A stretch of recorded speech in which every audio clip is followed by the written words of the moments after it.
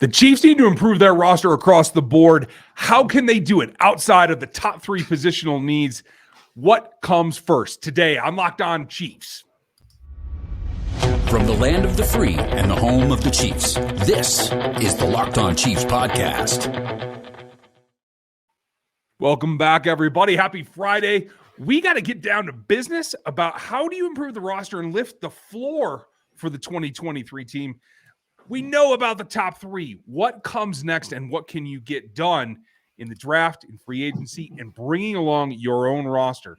We'll get to all of that, including what I think is the number one need outside of the top three. Today, I'm Ryan Tracy, the founder of Rogue Analytics and Performance Consulting, home of the Athletic Matrix, where you can get that right now. And the draft guide is going to be out in about a week. Check that out at rogueapc.com, as well as my newest piece about what Chris Ballard ought to be doing for the Colts over at NFL33.com, and then RGR Football as well. And I'm Chris Clark from Chiefs Corner. Thank you all for listening. We do appreciate it. And go ahead and hit the like, subscribe, and notification bell on YouTube if you were there. We do appreciate the reviews on iTunes and Spotify as well. There's a lot to talk about when you look at this roster. I do think that they have places that they can add. And quite frankly, I think that they can add probably multiple times at some of those top three positions, but we're going to talk about the other ones today. So let's just dive right in. And I want to start at QB. Okay. That's an interesting one. But let me say this first. Thanks for making us your first listen. Oh. We are going to talk about all the positions, not just the QB, but we appreciate your time. You can find us everywhere. Like, sub, and hit the bell on YouTube right now if you would, and make another Locked On show your second listen for the day. We would very much appreciate it. That said, quarterback, how can they improve the roster at the quarterback spot when, you know, you got like the best guy on the planet right now playing this sport? You don't have a backup. I don't think that you can feel safe at backup right now. And I think that that's something that they need to consider looking at. Whether it's in the NFL draft or it's guys that we've talked about as those veterans, they need to improve the backup position. Shane Buechele hasn't played a game in the NFL. Not a regular season game. He's played in the preseason. He has not proven anything. Chris Oludokun is also not played in a regular season NFL game. So those are not guys that I think you can go into the season with and feel like you have a good backup on the roster. And don't get me wrong, Mahomes is QB1 in the NFL, and I completely agree with that. But it is a position that they need to fill. Yeah, I agree. You need some kind of veteran presence back there. Because like you said, Michelle, I admit he's come along. And I do think that you could see him becoming the backup. If they're going to let him compete and he were to win the backup spot, you still have to have an experienced guy behind him. Ludicrous, I don't think qualifies as that. You got to have something there to fall back on. I would almost argue it doesn't necessarily have to be a veteran. I can understand the thought process of it being a veteran. But I wouldn't be opposed to them adding a fifth or sixth round pick in a draft. That doesn't get you any experience upgrade, though. That's the problem. Yeah, but it gets you probably a better quarterback than what you have. You're right. It doesn't get you experience upgrade, but I think Andy Reid and Matt Nagy can handle the quarterback room. And I think Mahomes has grown enough to where he could be okay. I don't expect that they go that direction. If they do bring in a rookie, I would expect that Buechele is probably on his way out. But I do think that that's something that they ought to be looking at regardless. And we've talked about this before. They really ought to be looking at that position in just about every single draft to see if you can find a QB that maybe you could trade for picks in the future. Yeah, absolutely. I think there's going to be a nice little cluster of guys on day 3 late that are going to be interesting, including national champion Stetson Bennett, Tune, the kid from Houston. I think Hall's going to go late as well, the BYU kid. You know, Andy's always got a soft spot for the BYU kids, so you never know. But yeah, there's some options there. It really comes down to this. Do you feel that Shane Buechele has enough oomph and enough experience as being the third that he can now slide into the second spot? Maybe that's what we're looking at. But that's going to remain to be seen because right now the veterans are out there, and I don't think anybody's in danger of getting signed soon. So what can you do? Well, if you're going to bring up the floor of this roster, I think in terms of helping everything else that has to go on, we've seen a number of guys that are kind of tweeners come onto this roster, including Charles Omenihu. I think you want to get a dedicated pass rushing D tackle to help you out and bolster the front, not necessarily from the edge, but just so that you have 4, 5, 6, maybe 7 guys that can rush the passer and get home. And so maybe that takes the form of a D tackle and not an edge. There's a lot of undersized, intriguing guys in the draft. There's some guys that have some experience out there that maybe you can try to rekindle. I think it's mostly a draft proposition. But I think defensive tackle is an underrated need right here that we've discussed on the peripheries, but not enough to really make it a pronounced goal to go get someone. No, and I definitely agree. I think it's a big need that they need to address because if you can get interior pass rush, it is going to be much better than getting pass rush from the DN. So in this scenario, I think that they could look at drafting somebody and really help them out in that regard. I think there's a couple of options out there. Obviously, Tommy Adewale is top there. Kalijah Cansey's going to be out there as well. But it's not about the guy so much as the guy that fits in the front. And I was tracking the other day, and it does look like of the few identified Chiefs coaches that have been out at pro days, there has been an offensive coordinator sighting with Matt Nagy, and there's been a defensive line sighting with guys at Georgia. And it looks like Joe Cullen was there. So obviously, that's probably checking your guesses to see if Jalen Carter falls. I think it's also having to do with not just Nolan Smith, who I think is going to be within striking range of the Chiefs. We're going to see how Mock Draft Monday comes out. You guys don't miss Mondays because it's going to be a lot of fun. We'll see if we have to get funky with trades or how it's going to work out. But always a new scenario every Monday here on the show, and we are here 5 days a week, so we got to come up with something each week. But I also think that Beal is a day 3 rusher that you might come back for. There's a lot of options there. And the fact that Joe Cullen went to that pro day and was singled out as being in attendance, that stands out to me that they're seeing the whole defensive front as something they got to go get some depth at. Yeah, and this is something we talked about even before they signed Charles Omenihu. They needed to address both D tackle and D end. You have Chris Jones. You have, you have a guy that is going to be coming back from an injury. And you hope that he's able to come back and play well, but that's going to be a question mark going into this. So D tackle is definitely going to be a need. And you signed 2 more guys that basically have been practice squad players. Mm-hmm. You don't have great depth at defensive tackle, and you need to address that. And obviously you have Derek Nottie. That's another guy you have there, but he's not a pass rusher. Yes, he's got a sack, I think, in his career, but I think it's just one. Right. There's first down player, maybe second down, depending on the team that you're playing, right? I do think Turk has some pass rush upside still, but coming off of the injury, I don't know if we can count on that. So that's why I say, like, this has to be a dedicated effort to get a pass rushing D tackle. I think that's important. But you got to feed those guys, and that's always a challenge. So before we get into the next way that we can fix this roster, why don't we get an idea of how we could feed them and maybe some of you guys out there as well? The Built Bar March Madness bracket is here. We know that you have a favorite bar or puff, and now's your time to make it count. Go to BuiltMarchMadness.com to vote for your favorites. I'll be voting for the Chocolate Brownie Chunk. That's my favorite. And if you want, you can pick any of the bars that they have out there. There are a lot of good ones to go choose from. And you can support your team or support your bar or puff. And when you vote for your favorite bar or puff, you will be entered into a drawing where 50 lucky Locked On listeners will get a free box of Built. Not only that, but one Locked On fan will receive a 12-month subscription to Built to have Built's best bars or puffs delivered monthly straight to your door. You got to try Built because it is the best protein bar ever. They taste absolutely delicious, and what makes them so good is they are 100% real chocolate. They're high in protein and low in sugar. Run to BuiltMarchMadness.com right now to vote for your favorite bar or puff and pick up a box while you're there. You can vote every day in March, so hop in and support your pick. Okay, so we had to get that read in there before we got down the road, or else this conversation is going to get real long. Where were you heading? What's the next way that they can help themselves? Well, I was still going to talk about defensive tackle a little bit. I just think that that's something they need to add, because the other thing that you look at when you're looking at a pass rushing DT, yes, you want to have Chris Jones in there, but he's going to need time off the field at times as well. So getting somebody that can help and give him a rest at times is going to be something that can help you. And yes, other guys can come down in and help as well, but adding depth and other DT pass rushers would be a great deal for the Chiefs. Another position that I don't think that we've really talked about that much. I know we've talked about it a little bit, but I still think that running back is going to be up to something that you're going to have to address. Pacheco is going to be here. I'm not sure if Clyde will be or not. We don't know right now. It seems he will. They're not going to save him a ton of money by cutting him unless they trade him. I wouldn't be shocked if he's still here, but you still need somebody behind him. Yep. And yeah, you could possibly bring Jerick McKinnon back, and I would love that. But the question is he going to be able to come back for the same amount of money you paid him last year? Yeah, you could probably afford to pay him a little bit more, but you probably don't want to pay him a lot. True. And I do think that is in the cards, but it's always good this team to have an attrition rate. So you have maybe 4 running backs, especially if you're going to use them. In the common theory right now is that maybe you're not going to go back to a fullback.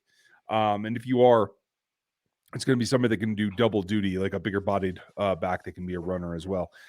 Shout out to Derek Parrish, who can play both ways. Edge rusher, former fullback, very similar story to my own from down at Houston. Excellent pro days. But a guy that's going to go probably on day 3 that you got to take a look at. Well, and that'll be fun. I'm sure you're going to enjoy that, and I'm sure that you would like to see them bring in somebody that could do maybe that in scenarios. And don't forget, Kansas City's put some of their players in positions where they're not used to playing. Travis Kelce's played QB a couple of times. I'm still waiting for Kadarius Toney to throw the ball. I think that's going to be a lot of fun, and I expect that to happen next season. I hope we keep waiting. But you bring up a good topic with the running backs. So obviously with the fullback deficit, all joking aside, what type of back do you want to see them bring in? Because I think on day 3, especially and certainly in UDFA, you're going to have a wide variety of backs. So especially if you're thinking Clyde's going to be on here, how do you add to that group thinking McKinnon's coming back and make it more dynamic? Well, that's a great question, and that's assuming that you think McKinnon's coming back. That's the question. Is we don't know what he's asking for contract wise. We don't know. Well, honestly, I would expect he's wanting to play this year, and I would expect he'd want to come back to Kansas City. But contract wise, they are kind of tied up against the cap right now. They could make it work if they absolutely needed to. So really, I think the bigger question is how close do you feel that you can get McKinnon back? And if you feel like you maybe can't, maybe you look at his skill set and try to find somebody that can come in and be a third down type back, give you that guy that is going to be your personal QB protector, so to speak, and somebody that can catch the ball out of the backfield like McKinnon has. Yeah, I mean, that certainly sounds like a viable idea to me. Have you seen anybody that stands out to you that maybe you want to see them target? There's a lot of smaller guys, guys that I think are going to go like kind of mid-round, but you never know who's going to slip through. Who are you hoping for? No, I don't really have a name right now. I'm just looking at the fact that I think that they need to add at that position. And quite frankly, I think when you start looking at the rest of the roster and where you're going to go, maybe that running back isn't a guy that you draft, or it's a guy that you draft again in the 7th round. They found great value in the 7th round. I'm not expecting that they're going to find another Isaiah Pacheco in the 7th round this next year. But UDFAs, when it comes to running backs, are a lot different than in other positions. So running back is so deep, and it is something that rosters churn through so quickly. I think there could be value there as well. Yeah, you're absolutely right. I'll give you a couple of names. One guy that stands out to me that could be interesting is Evan Hall, Northwestern running back. The guy at the combine, everybody remember this, that ran every rep that he took all the way to the end zone. So like he stood out. He made an impact there, and I think that's pretty important. But it's not the end all be all. But he's a guy that I think likes to stand out. I'm trying to look down this list of other dudes that I think are going to be a fit, but are going to be, late round picks. I could go back to Travis Dye, who I think had some nice runs at USC, another West Coast guy that I'd like. I don't know where McBride's going to go. I have been all over with him. Like I had him on day 2. Now I see a lot of people putting him in the 5th round. I don't know what's going to happen with him, but I do know that I like his running style. So let's see what happens there. There's a lot of options that the Chiefs could bring in, even an undersized guy like Chase Brown, who is projecting right now into like late day 3. So it's out there if we need it. And I'm sure there's a lot of people that would like for Kansas City to go out and get the guy from K-State. Yeah, sure. I mean, Deuce is going to not be drafted. He'll be a UDFA, and where better for him to play. The guy brings juice, and I like him in that role. It's just, is it enough? Everyone's going to make the Sproles comparison. Is it enough to actually survive in the league? That's what it comes down to for Deuce, for me. I agree. So running back gives you a little bit of spark. We know they're pretty much set at tight end. They brought their foursome back. Unless something miraculous happens and Father Time actually catches up with Blake Bell, unless a draft prospect falls into a range that they feel they just can't ignore it, I really don't see him doing much at tight end. Do you? I actually do. And the only reason I do is because of how deep this draft is in tight ends and how much this draft class has been talked about as being one of the best draft classes at tight end for years. And I do think that that's a situation where you don't want to take a chance of, Travis Kelce running out of steam in 1 or 2 years and having nobody behind him to take his place. Because Noah Gray is not there. I think he can do some of what Kelce can do. And you're never going to replace Travis Kelce. Travis Kelce is one of one. But you still need to be able to develop somebody. And I think that's going to take more than a year. So who doesn't make the roster then? Because I can't see him carrying 4, let alone 5 tight ends for long. Well, and that goes back to what we talked about before with the fullback position. Are they going to carry 5 tight ends? Could they, if they don't have a fullback? They could use Blake Bell in that situation as a fullback. Yep. It's not the best scenario, but you could do it. And I don't know that they're going to carry 5. Yeah, they brought Blake Bell back, but veterans get cut all the time when somebody goes and gets somebody in the draft. So very true. Very true. There's still crazier ways yet. Things that we don't expect that they could do to actually improve the 2023 roster who has a chance to go back and run it back for another championship. What's the outlier? What's the crazy ideas that could work? We'll get to those right after this, because not only is it crazy, but the basketball season is on fire. You guys know everything that's going on. Check it out right now. Get in the action at FanDuel, America's #1 sportsbook. Right now, they're giving new customers that awesome no-sweat first bet to get up to earning $1,000 in bonus bets if your first bet doesn't win. Just go to FanDuel.com/lockedon. It's right under here. You can sign up today and get that deal. When you wager everything from point spreads to three-pointers to points in the paint, whatever's going on in hockey, shorthanded goals, those kind of things, they can all pay off. It's safe, secure, and super easy to use. That app, you want to check it out for that no-sweat first bet for up to $1,000 in bonus bets if your first bet loses. Join FanDuel today over at FanDuel.com/lockedon. Make every moment more with FanDuel. As we reset and try to think outside the box, what's a crazy thing that you think they could do that would actually improve this roster? Quite frankly, I think that they need to be looking at a guy that can come in and be their returner and be that primary guy. Does it matter what position he plays, or do you mean going out and getting another quote-unquote specialist who might happen to play another position?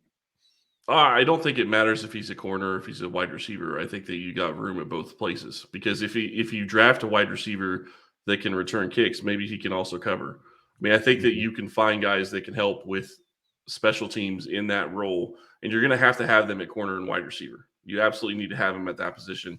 And I think that that's a very important position that they need to address. I understand Sky Moore was able to do it towards the end in the Super Bowl. I don't know that they want him to continue to do that. The question is he going to be able to do that, or is his role going to increase enough to where they don't want him to do that? That is going to be the question. That's a fair point. If you have somebody you can slot into that kick return, punt return kind of role, it alleviates pressure on other guys that, let's be honest, are slight or have had injury history or have had trouble with the special team. So that makes a lot of sense. For me, it's making his strength stronger, and it's the cornerback group, because in this draft, there are a lot of quality corners, guys that can come in here. And not only do you have 4 now, nothing against Najee Johnson. He's definitely on there, and he's definitely playing a special teams role. Can he grow to be more than that? We'll see. But why not double down and get yourself more strength at what has become a position of strength? Now, it future-proofs you in case you and L'Jarius Sneed can't get to a deal. It future-proofs you if you have either regression by one of the 3 rookies that played so much, or if you have injuries. And I think that's more and more important, especially when you combine it with at least the gunner type special teams role. You need those guys. So I think that's something they can go out and do in this draft and make a significant change in the floor of what this team's outcome is. Yeah, and I agree. And I think that corner is going to be one of those positions that they have to look at. And I think you almost have to look at that type of position as a premium position. Obviously, it is premium, but what I mean is you have to almost look at it as a position you have to look at every single season. Mm-hmm. There's some positions, wide receivers one of them, corners one of them, where you have enough bodies to where you're going to have to probably look at that position every single year and try to rotate guys through. And corner is one of those positions where you absolutely need to add somebody. And I don't expect it to be a day 1 or day 2 pick. I would be shocked if it was a day 1 pick unless somebody drops that they just can't believe is there. Right. But I still don't think that it would be a day 1 pick. So I think you're looking at probably somebody in the 4th, 7th round, but they did very well picking that position last year. So I feel pretty confident about that. The other position that I think that really we've kind of talked about a little bit, but they need to address safety. They need to bring in another safety. Mm-hmm. So, and I think that they're going to have to do that in the draft. I will say I do think that it's possible that they also bring in a veteran that is a special teams guy, because they did that last year with Deion Bush. I think he did well in that role. Sure. But I still think you need a guy that can step in and play play in that system. Yeah. I mean, I agree with you that the safety role needs to be completed one way or the other. And I do like a couple of safeties. They're going to be day 3 guys, or at least low day 2 guys.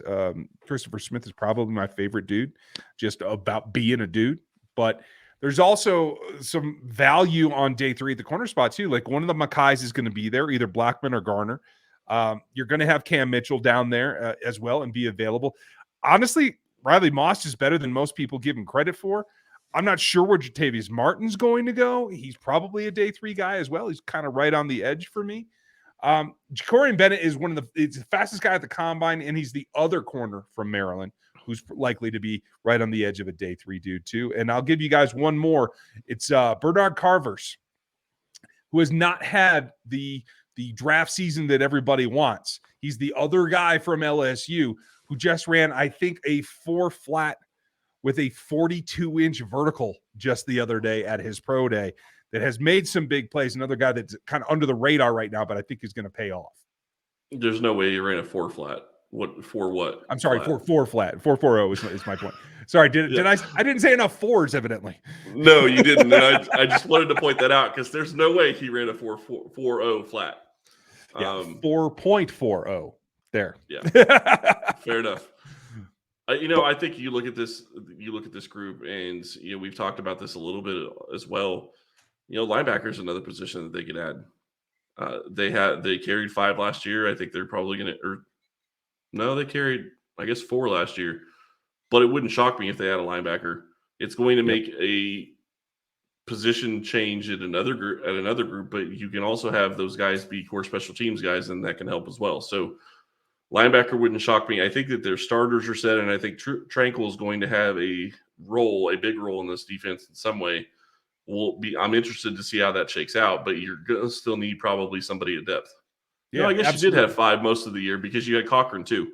He was their special team guy. Yep. And you're going to need those guys. And you need somebody. There's a nice group of like coverage-oriented linebackers in this draft as well. Another LSU guy that stands out to me that I really like is Micah Baskerville. He's likely to be a late day 3 guy. Should be available there. He can play all the special teams. He's light. He's built like a strong safety, really. Can do it all. And I like him in a pinch if you had to pull him into a different kind of role. There's all kinds of guys that can fit there, but there's one off the top of my head too.